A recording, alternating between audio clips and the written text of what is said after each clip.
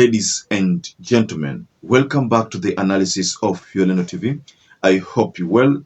From wherever you're watching this channel, allow me to first of all appreciate you for the likes and for the subscription. Thank you so much, because without that, this channel cannot grow.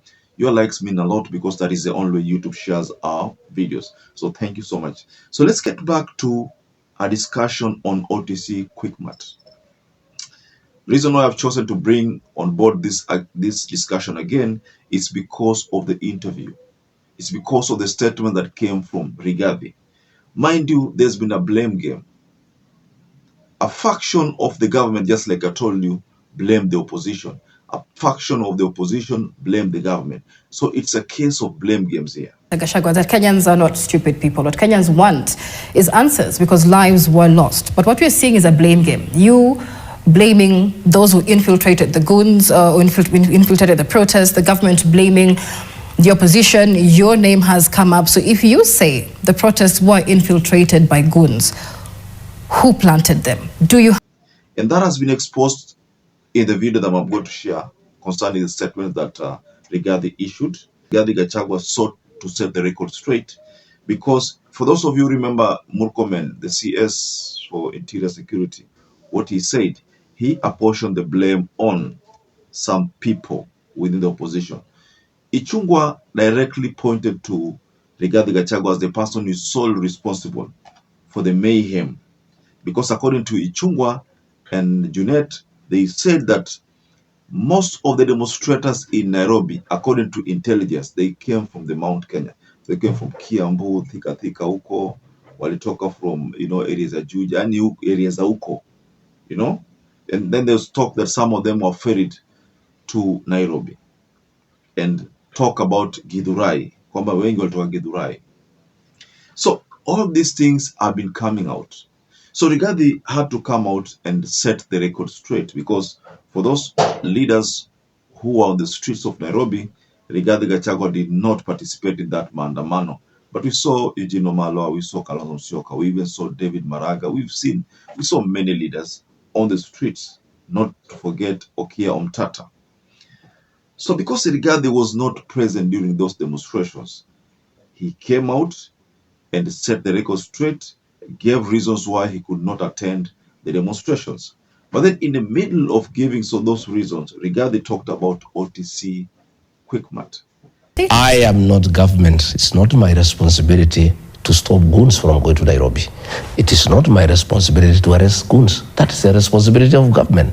These are people who are paid by taxpayers to make sure that they protect life and property. It is not the work of RIGATHI Gachagua to go to the streets of Nairobi and protect life and property. I don't have such capacity. That is the work of the government. And they cannot shift blame and start saying, no, these goons were organized by so and so.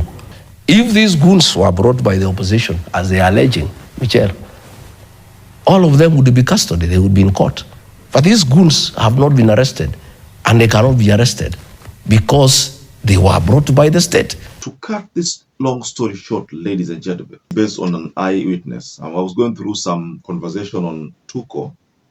Then there's a mama here, a woman who was narrating how looting happened at QUICKMART OTC. And according to her, she talks of goons from areas like Kayole, and because you see, the complaint right now from the business owners in Nairobi is that they were told wasiweke goons, wasiweke goons ambao watalidia unajua kumekuwa na ile mambo ya business, Nairobi business community. General, because alituambia business tusijaribu kutafuta watu walinde mali zetu, because tumezoea kuwa tunatafuta vijana wanalida mali zetu, lakini alituambia tusijaribu kufanya hivyo na tukamsikia. Saa hii ni sisi wenyewe tunaumia, because tungelida kama vyenye tumezoea, hii mambo zingine hazikujafanyika. Kwa hivyo hii ni kitu imekuwa connection from the national government huko juu, na mtu anastahili hata kuwa mko nyumbani ni Murkomen, because badala kuwa anafanya mambo ya security ni political peke yake. First, acha nikupatie historia ya mama. There's something he said here. There's something she said here. And she said a large group of men came from the Muthurwa direction. They had just been in running battles with the police Moments later, they turned to the shops nearby and began breaking in. So that was a statement from this old lady who was there all the time. All these things were happening. And she says, they told us to move. I told my colleague we were in danger. There were too many of them. They looked like those young men from Kayole. That's when we ran to take shelter in the store. Yeah. Then she went further to say, we went to hide with the management in the upper floor under a table. But the goons also came where we were as they were trying to break into the supermarket from the ceiling.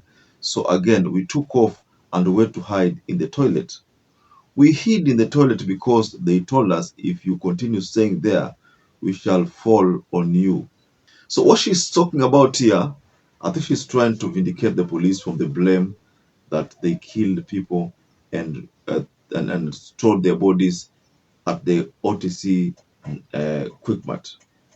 So based on this story from this old woman, ladies and gentlemen, is that ni kama zile bodi hazikuwa za ukweli according to yeye, kwa sababu anasema kwamba polisi hawakushoot mtu, but unajua kwamba ile supermarket ilivamiwa. Sasa kama supermarket ilivamiwa, si kama ni kushoot, maybe ilikuwa shooting ilikuwa ni kule ndani, ama kuna watu ambao walivamia usiku wakawa shot kule ndani. What we've gathered based on this story, ladies and gentlemen, is that the shooting took place pale ndani, if at all ilifanyika. It's not outside, because kama ni nje ingebidi body zibebwe zirushwe kule ndani. So based on Rigathi's statement, ladies and gentlemen, Rigathi has apportioned these blames on the team of the government. That is it. The government team is the one that is being blamed. This matter, the government faction is the one that is being blamed by Rigathi Gachagua. So whether Rigathi is telling the truth or not telling the truth, but the fact remains kwamba Rigathi amesema kwamba serikali ndio inajua chenye kilifanyika. So perhaps if you're watching this video and you've not subscribed, take once again and subscribe, like this video. Until you catch up again, stay safe and stay blessed.